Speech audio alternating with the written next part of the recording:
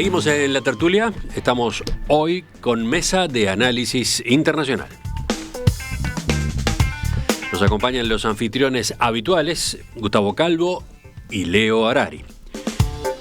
Y en este segundo segmento recibimos como invitado a Álvaro Caso, historiador uruguayo radicado en Norteamérica. Hemos estado en contacto con él en distintas ocasiones. Álvaro, bienvenido. Buen día, Emiliano. Buen día, Leo, Gustavo. Muchas gracias por la invitación. Un saludo grande a toda la audiencia. El presidente ruso Vladimir Putin y su homólogo estadounidense Joe Biden se reunieron la semana pasada en Ginebra, Suiza, durante poco menos de 4 horas, después de meses de tensiones que habían deteriorado las relaciones diplomáticas Moscú-Washington. Сочтете возможным объективно донести это до ваших зрителей и слушателей, я буду за это вам очень благодарен. Итак, Соединенные Штаты объявили Россию своим врагом и противником. Конгресс это сделал в 2017 году. And I must tell you, the tone of the entire meetings, I guess it was a total of 4 hours, was good, positive. There wasn't any strident action taken. Where we disagreed, I disagreed, stated where it was. Where he disagreed, he stated, but it was not done in a hyperbolic atmosphere.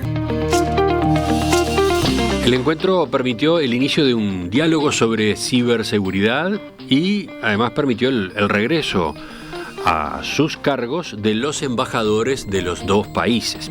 Además, dejó un texto muy breve en el cual se anuncia el lanzamiento de un diálogo sobre la estabilidad estratégica. Según informó en conferencia de prensa, Biden dijo que en su intercambio con Putin planteó un cúmulo de preocupaciones que incluyen la intervención en elecciones, ataques de cibercriminales rusos contra infraestructuras estadounidenses e incluso el envenenamiento y encarcelamiento del disidente ruso Alexei Navalny. Biden, que había llamado asesino a Putin, ahora lo denominó digno adversario y dijo que ambos buscarían áreas de interés común. En otra conferencia de prensa aparte, Putin se refirió a Biden como un político muy experimentado, capaz de hablar en gran detalle durante las muy constructivas horas de charla que habían tenido. Y en otro momento de su contacto con los periodistas, afirmó que Rusia está dispuesta a proseguir este diálogo en la misma medida en que lo está la parte estadounidense. Pudimos comprendernos, entender nuestras posiciones respecto a temas claves, siguió diciendo Putin. ¿Quién le pone contexto a este encuentro que había generado tanta curiosidad? ¿Por dónde venía el ruido, o mejor dicho, el trancazo en el vínculo entre Moscú y Washington? Tenemos un representante en Estados Unidos, me parece. Bueno, yo creo que para arrancar, me parece que la importancia que se le atribuye a la cumbre es directamente proporcional al regreso de Rusia a la gran agenda estadounidense, ¿no? Hay que recordar que no hace tanto tiempo, cuando Biden era vicepresidente de Obama se refería a Rusia como un poder regional, entre comillas, ¿no? Digamos, bajando a Rusia de la escala de poder mundial o poder global. Entonces, en los últimos años, en no menor medida durante la administración Trump, hay una serie de hechos, varios de los cuales mencionaste tú, Emiliano, ¿no? Desde la elección de 2016 y el tema de la interferencia en la elección, hasta lo que catalizó el llamado Russia Gate, ¿no? Y una verdadera eclosión de Rusia en la primera plana de los medios estadounidenses, que desde ese momento pusieron a Rusia y transitivamente a Putin en el centro de la agenda estadounidense, como no había estado desde la caída de la Unión Soviética. Entonces me parece que ese es el contexto interno de Estados Unidos, de que internamente en Estados Unidos Rusia vuelve a estar en la conversación de una manera que no estaba desde la Guerra Fría, podríamos decir. Sí, claro, está siempre sobrevolando el fantasma de la Unión Soviética, cuando en realidad Rusia es muy distinto. Para empezar, es mucho más chico Rusia que lo que fue en aquel momento la URSS, ¿no? Sí, Putin te contestaría por ahora. Por ahora. Pero también es cierto que Rusia despliega por el mundo sus estrategias de influencia, ¿no? Obviamente no tiene el poderío, no tiene la contundencia de China, pero es otro jugador que está compitiendo, entre comillas, con Estados Unidos, en ese sentido. ¿Álvaro? Sí, exacto. Yo creo que volviendo un poco, retomando el tema del tamaño, ¿no? Está uno de los asuntos más explosivos es el tema de Ucrania, ¿no? La invasión de Rusia al este de Ucrania, ese tema que propició la salida de Rusia del G8, ¿no? que era G8 hasta hace no tanto tiempo tampoco, ahora es G7. Ese hecho fue un hecho muy controversial en Estados Unidos. Hay algunos halcones de la política exterior que le reclamaban a Obama una acción más muscular en Ucrania. Ucrania volvió a estar en la palestra estadounidense en 2019 con el primer impeachment de Trump, ¿no? Y hay otros asuntos estratégicos o geoestratégicos muy importantes, como el gasoducto Nord Stream 2, que conecta Alemania y Rusia. Obviamente todos los temas de derechos humanos que vos mencionaste, Emiliano, el tema de la oposición en Rusia, ¿no? de si puede haber oposición en Rusia o no, el tema de si lo envenenaron a Navalny o no, y Putin, que le gusta hacer lo que en inteligencia se llamaban las operaciones psicológicas, ¿no? Cuando desde la prensa le pasa avisos a Biden diciendo que la gente que asaltó el Capitolio el 6 de enero son unos patriotas. Entonces todo eso, es decir, Putin no se quiere ir de ese lugar en el que está, de ese lugar donde se logró posicionar de gran poder y no de poder regional como lo quería encasillar Estados Unidos hace no tanto tiempo. Y bueno, y si vamos al terreno de la pandemia, Rusia también ha ido jugando su papel, ¿no? Rusia, al igual que China, tiene sus vacunas y las despliega por el mundo. Exactamente, ¿no? Y frente al América primerismo, ¿no? Al America Firstism, como se le dice acá, de Trump, y en parte también seguido hasta cierto, en algunos puntos por Biden, Rusia y China desplegaron una estrategia de cooperación internacional en la pandemia que Biden, desde que llega al poder, está tratando lentamente de recomponer, ¿no? Con el tema de las patentes ahora, restituyendo el financiamiento a la Organización Mundial de la Salud y otro montón de cosas, pero durante la pandemia Estados Unidos estaba en pleno repliegue, ¿no? de los organismos multilaterales y de todo lo que fuera cooperación activa en temas, hay que aclarar esto, en temas especialmente donde Trump no veía un beneficio político interno, ¿no? que es un poco la orientación de la política exterior del repliegue de Estados Unidos. Me parece que durante la administración Trump tuvo excepciones en aquellos temas en los que Trump veía un beneficio político interno, como el caso de algunos temas de América Latina y el caso de Irán-Israel. Leo, ¿tú qué importancia le asignabas a esta reunión entre Biden y Putin? Se dieron buenos elementos, pero para mí la columna vertebral de ese encuentro es China. Y me explico por qué. Primero, del lado norteamericano, Biden, antes de llegar al encuentro de Ginebra con Putin, se encuentra con el G7, se encuentra con la OTAN y se encuentra con los dirigentes europeos. Consigue del G7 que se diga que China es un problema sistémico, un desafío sistémico. Consigue que la OTAN, por primera vez públicamente, hable de China, cuando es la organización del Tratado de Defensa del Atlántico Norte, OTAN, NATO. Es decir, teóricamente, salvo algunos ejercicios navales que hicieron chinos y rusos en el Atlántico Norte, no tenía por qué. Es decir, ya viene él preocupado en lo que es su enemigo principal. Y Rusia está en una situación extremadamente difícil con respecto a China, porque nunca estuvieron mejor, ni desde la época de Stalin y Mao, que no se podían ver cuando tenían todo para ganar de estar juntos, con miles de kilómetros de frontera como tienen. Rusia siempre ha temido China por su tamaño, por su enorme dinamismo, por la capacidad de ocupar Siberia. La mayor parte de las ciudades que están del otro lado de la frontera rusa con China tienen economías dirigidas por la economía china, dinamizadas por la economía china. Por otro lado, Rusia le vende enorme cantidad de combustible fósil y tiene grandes acuerdos de tipo militar. Entonces, yo creo que Rusia necesita China, pero necesita también no estar demasiado peleado con Estados Unidos para que China no se lo coma, para que haya una posibilidad de contrabalance. Y Estados Unidos necesita impedir por todos los medios una alianza inexorable entre Rusia y China. Es decir, los dos tienen intereses en entrar a reequilibrar esa situación. De todas formas, independientemente del tamaño económico ruso, no hay que olvidarse que es, después de Estados Unidos, el que tiene más armas nucleares. Y esto no es solo un problema militar, es un problema también de todas las cosas que pueden pasar mal cuando hay miles y miles de cabezas nucleares. Las únicas que están controladas a nivel internacional son las cabezas con lanzadores intercontinentales, que son las que más le preocupan a los americanos.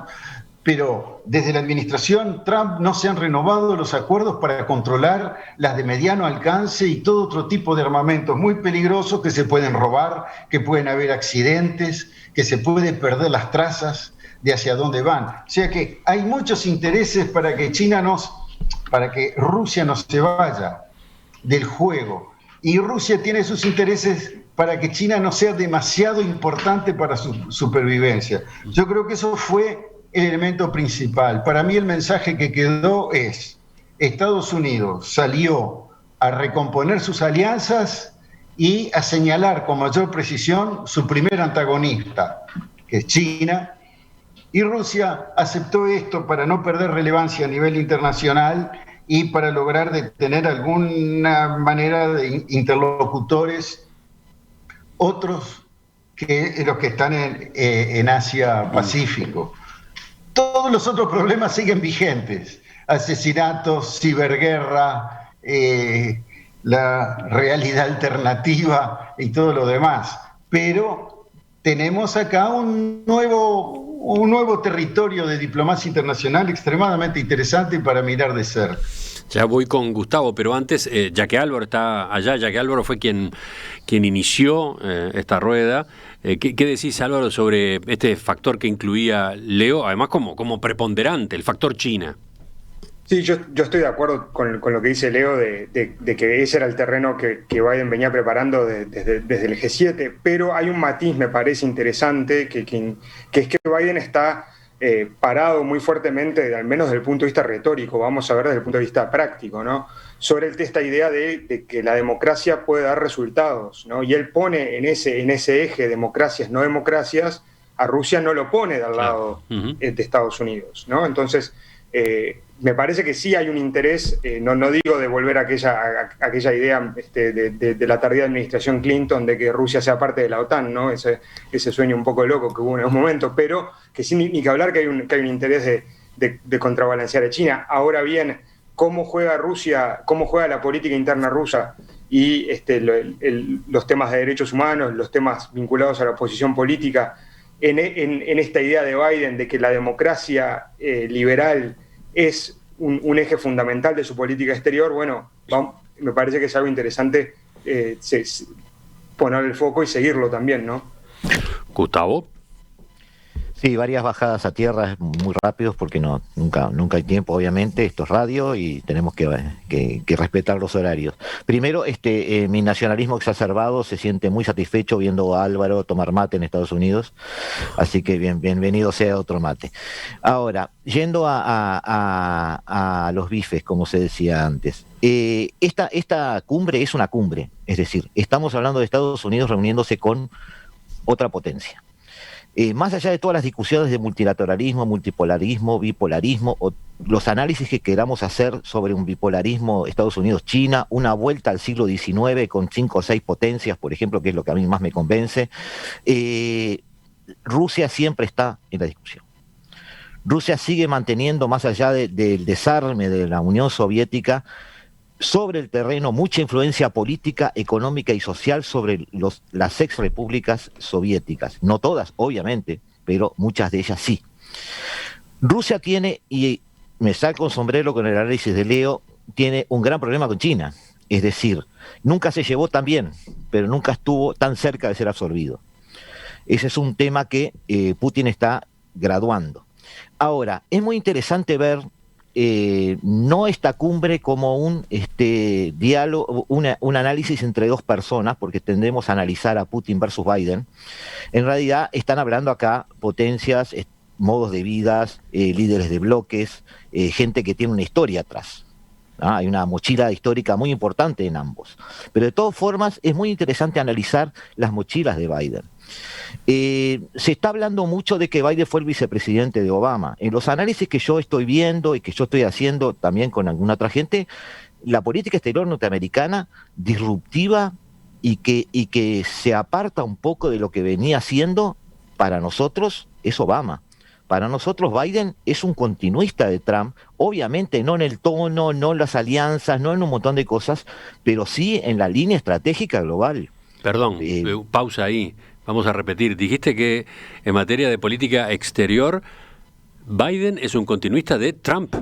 Biden sigue como lo hizo Trump, poniendo el foco en China. Biden sigue como lo hizo Trump y lo va a seguir haciendo, reconociendo aliados de modo fáctico. No vas a ver una discusión y un referéndum en el Sahara Occidental, por ejemplo. Biden va a seguir esa línea, va a seguir sigue con las sanciones a Irán, va a seguir con los acuerdos de Abraham, va a seguir enfrentando a China, va a seguir armando el Quad en el sudeste asiático, va a seguir tratando de armar una armada presente en el mar meridional chino lo más posible, va a seguir con ese estilo confrontativo. Lo que pasa es que Biden es un demócrata. Biden esgrime herramientas políticas que los republicanos normalmente son bastante torpes en manejarlas, que es el relato, es la exteriorización de los valores democráticos y los derechos humanos que desde la época de Kennedy los demócratas han sido expertos en vender al exterior, a veces con razón y a veces sin razón, pero no importa. Es un arma dialéctica importante y eso es un arma dialéctica que le ha acercado a los líderes europeos. El problema de Biden sigue siendo el mismo. Está intentando volver a lugares donde era cuando era vicepresidente, pero el mundo ha cambiado, como lo sigo diciendo siempre. Llega a una Europa que hoy ve, por ejemplo, como estuve leyendo hoy de mañana, que aumentó su consumo de carbón un 15%. ¿Qué tendrá que ver, dirán ustedes, esto con Biden y con Putin? Bueno, aumentó su consumo de carbón 15% ¿en qué periodo? Tiene gas licuado para alimentar sus fuentes eléctricas. Es decir, necesita el gas licuado como el pan, necesita el gas que viene a través del Nord Stream 2. Necesita llegar a acuerdos con Rusia, necesita pagar los 250.000 millones de dólares que tienen inversiones y que les debe a China, Europa en su conjunto. Entonces Biden, cuando aterriza en el G7, es cierto, como dijo Leo, que tiene una declaración de compromiso de Europa de señalar a China también como un adversario, pero los europeos fueron muy claros en decir que China también es un socio global, es un socio estratégico. Entonces Biden está lidiando con todo eso, está tratando de armar un esquema de alianzas que Trump deshizo en su momento, pero en una línea pragmática, realista, nada que ver con Obama. Los análisis míos van por otro lado, es decir, Biden está siguiendo la política exterior norteamericana que no depende tanto del presidente, pero sí depende de una coyuntura geopolítica que hoy es complicada para Estados Unidos. Putin puede ser quizás muy funcional a todo eso. Habíamos hablado de que era un poco delirante, dijo Álvaro, el tema de Rusia dentro de la OTAN. Bueno, hace 8 meses Macron habló de eso. Quizás Macron es delirante, sí, normalmente lo es. No me cae muy bien, pero no estaba lejos de ese pensamiento de decir, Europa no se tendrá que sacar de encima algunos prejuicios y aprender maduramente a negociar con sus adversarios, en lugar de tenerle siempre miedo y buscar el paraguas de la OTAN. Álvaro. Bueno, hay muchas cosas para discutir, y esas son las discusiones que tuvo en el G7, por ejemplo, Biden. Es decir, bueno, ¿qué hacemos? Y Merkel le dijo, yo el gas licuado lo necesito, ¿qué hacemos? Y Macron dijo, bueno, yo necesito saber qué hacer con mis centrales nucleares porque el tema energético es complicado. Italia le habrá dicho, no estaba allí, no me acuerdo si estaba allí, pero sí estaba allí, le habrá dicho, bueno, ¿qué hago yo con los 8 puertos que están siendo gestionados por compañías chinas? Porque yo los comprometí para la nueva ruta de la seda. ¿Qué hacemos con eso? Álvaro se sonríe. ¿Por qué? No, me sonreía porque me mencionaste por el tema, me imagino por el tema de lo del delirante de la OTAN, Emiliano. No, me refería más delirante del lado ruso, capaz, que del lado... Claro, no, está bien. Más del lado más para el amigo Putin, capaz que para Medvedev era algo que cuadraba también, ojo, porque tampoco no hay que confundir, me parece, como decía Gustavo, los matices dentro de los sistemas políticos, incluso los sistemas políticos que no se parecen tanto a los nuestros, no son monolíticos. Un apunte que quería hacer en línea a lo que comentaba Gustavo de los cambios de los distintos países, es que el Estados Unidos interno, ese de los grandes consensos de política exterior, no existe más tampoco, ¿no? Es decir, estamos viendo unos grandes debates muy, muy duros en el Congreso de Estados Unidos, entre demócratas y republicanos y entre alas de cada partido sobre todos estos temas, ¿no? Es decir, a Biden por izquierda le piden que salga a criticar a Putin por autoritario y por ser el eje de una internacional conservadora que va desde Moscú hasta el Reino Unido, pasando por Brasil y vaya a ser donde más. Y desde la derecha le dicen, dando un giro de 180 grados respecto a lo que decían durante la época de Trump, de que Biden le está dando legitimidad a Putin al incluirlo al darle una cumbre. Entonces me parece que también Biden está, para mí el desafío mayor de Biden, obviamente que hay un desafío muy fuerte de política exterior, pero es el desafío de la política doméstica de Estados Unidos, que es una política que está muy complicada, que me imagino que, tengo entendido que, por ejemplo, aliados tradicionales como Francia, como los países del G7, miran con mucha preocupación lo que está pasando en la política interna de Estados Unidos, la polarización, las teorías de la conspiración, la amenaza al terrorismo interno y otro montón de cosas.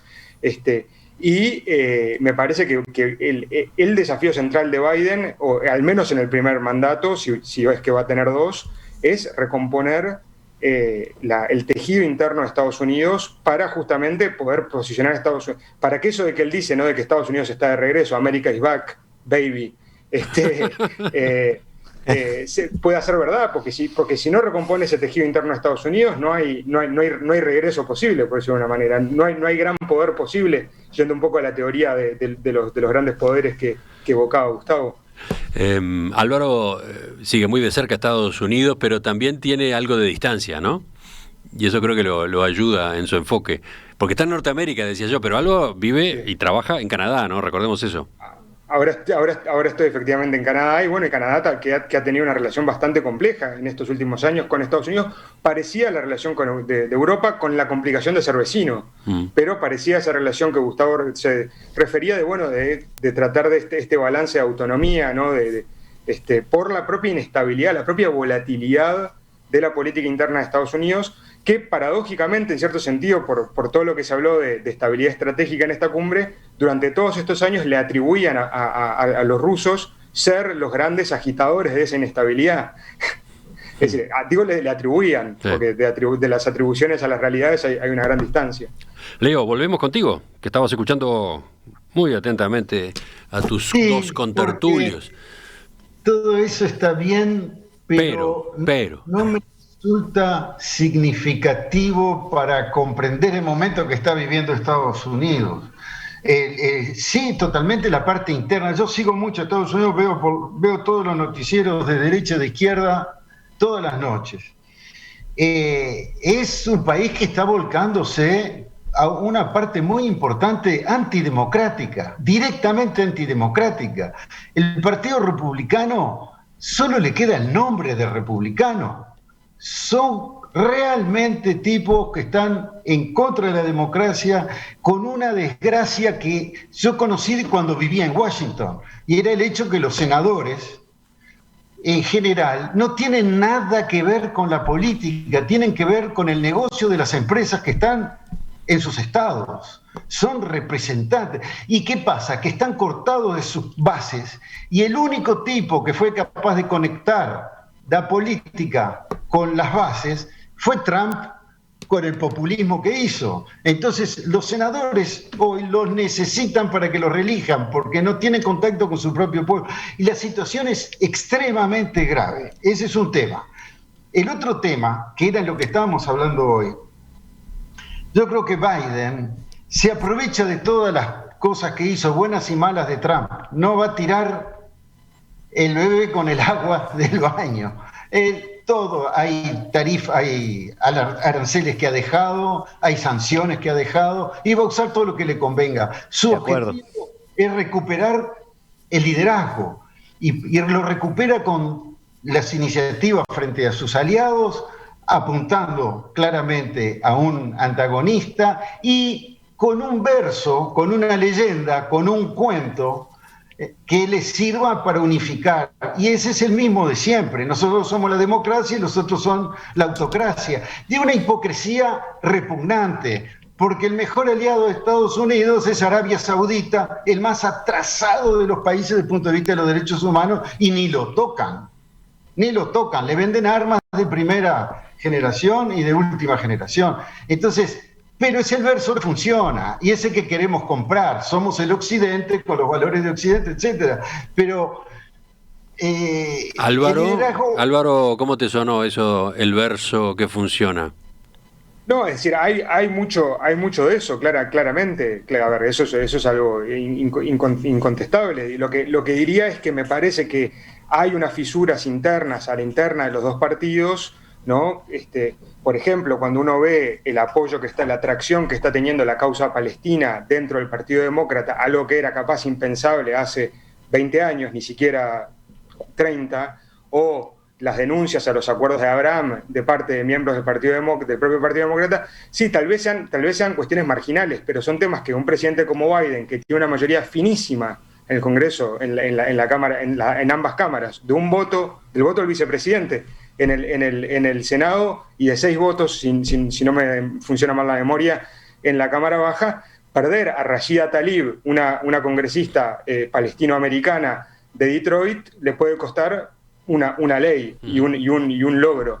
Entonces me parece que hay algunos de estos temas que antes eran de consenso, si se quiere, del establishment de Washington, como decía Leo, que por la propia dinámica de la política estadounidense se han resquebrajado bastante.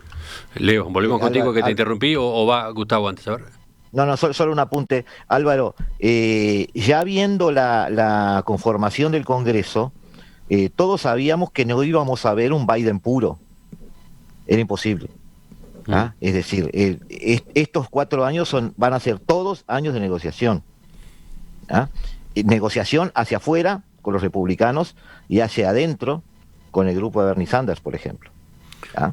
Pero de negociación. Y eso implica que Biden va a tener que ceder en algunas cosas, para bien, no lo veo malo, pero que de alguna manera, adentro como afuera, va a tener que navegar en aguas complicadas. ¿Tá? Va a ser muy interesante ver cómo lo va a hacer. Un apunte, que es que las negociaciones hacia afuera con los republicanos no han dado frutos hasta ahora. Es decir, lo cual y ya dijo Mitch McConnell, el líder de la minoría republicana, casi mayoría republicana en el Congreso, de que su objetivo es una oposición frontal. Entonces, ojo con ese tema también, de que Biden se tiene que reclinar a veces en la izquierda, no puede perder votos por izquierda en su propio partido, porque no tiene aliados en la centroderecha, por decirlo de otra manera, ¿no? ¿Te complejizaron el enfoque, Leo? No, está perfectamente bien.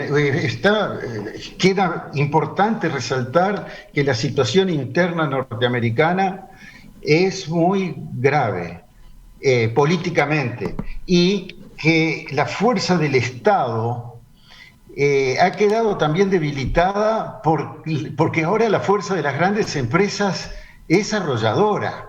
Yo no sé quién pesa más, hay Zuckerberg o un senador, o 5 senadores, o 8 senadores, o Joe Bezos, o cuántos. Y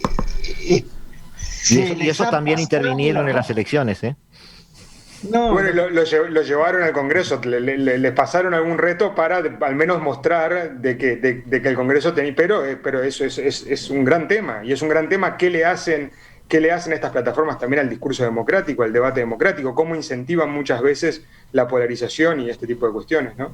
Termino la idea diciendo que esa era también una de las tareas de Biden hablando en el G7 y con los europeos, porque los europeos se organizaron un poquito mejor para hacer reglas, normas y contener el tema de las grandes empresas, que siguen siendo las que tienen casi la última palabra, pero todavía el estamento político existe. En Estados Unidos una parte del estamento político no existe más. Existen senadores que son empleados de grandes multinacionales, empezando por la National Rifle Association, y algunos políticos que ni siquiera conocen los estados que representan. Entonces, la situación es muy difícil, aparte de la parte ideológica de los evangelistas y otros locos bravos que están de sobra ya, porque hay muchos. Pero bueno, Álvaro ya sigue, habrá ocasión. sigue riendo. Para que Emiliano no sienta que lo sacamos de tema, todo esto repercute en la política exterior. Sí, bueno, esa era la pregunta que podría y debía agregar sobre el final, ¿no? Porque el tema era Biden-Putin y su encuentro, ¿no? Sí, tal cual. Volviendo a eso, 10 segundos o 20 segundos, 10, no logró Biden, mejor dicho, logró lo que él pensaba que iba a lograr en esta reunión con Putin, pero no era lo que todos pensábamos que iba a lograr. Biden tenía muy claro que esto es una presentación en sociedad, donde se van a fijar algunas líneas rojas. La verdad es que se vende en Estados Unidos como una especie de avance, que Biden le haya dado una listita a Putin donde le dice qué puede atacar y qué no puede atacar. Para mí es lamentable. Álvaro. Cuando le dice que Navalny, a quien se cortaban las venas toda la clase política norteamericana para que lo liberaran ya, le advierten a Putin que no puede morir. O sea, puede seguir preso, pero no puede morir. Entonces, bueno, son signos de la diferencia de manejo político de los líderes, ¿no? Sí, yo retomo elementos para cerrar de lo que dijeron los compañeros, ¿no? De que acá el mundo ha cambiado mucho desde que Biden era vicepresidente, y Estados Unidos tiene que aceptar un poco lo que marcaba Gustavo, es que Estados Unidos tiene que aceptar realidades de facto que en el discurso político o en el establishment político mediático de los Estados Unidos son muy incómodas, ¿no? Y conformarse con, como dijo la periodista Susan Glasser del New Yorker, que tiene bastante experiencia en Moscú, con decir que no ocurrió nada loco en la reunión, especialmente en contraste con la reunión aquella de Helsinki 2018, y bueno, no ocurrió nada loco, entonces, pero bueno, yo insisto que... La reunión de Helsinki 2018 fue Putin-Trump, ¿no? Putin-Trump, en la que Trump, adelante de todo el mundo, dijo que no confiaba en los análisis de los servicios de inteligencia de Estados Unidos sobre la interferencia rusa en la elección de 2016. Entonces, ante esa locura, entre comillas, ahora como que el análisis reinante es, bueno, está todo bien, está todo normal, no ocurrió nada loco, pero al mismo tiempo hay cosas, como decía Gustavo, que no podemos cambiar o que no podemos controlar, y son realidades con las que hay que vivir. Álvaro Caso, historiador y docente, radicado ahora, trabajando en Canadá. Gracias por sumarte hoy en este segmento de la Mesa de Análisis Internacional. Nos reencontramos en cualquier momento para otro de estos debates, ¿te parece? Muchísimas gracias y estaré atento para volver. Muchas gracias, y gracias Leo, gracias Gustavo, gracias Emiliano. Un abrazo. Hasta la próxima. Ya volvemos enseguida con un final rápido. Dos yapas, una de Leo, otra de Gustavo.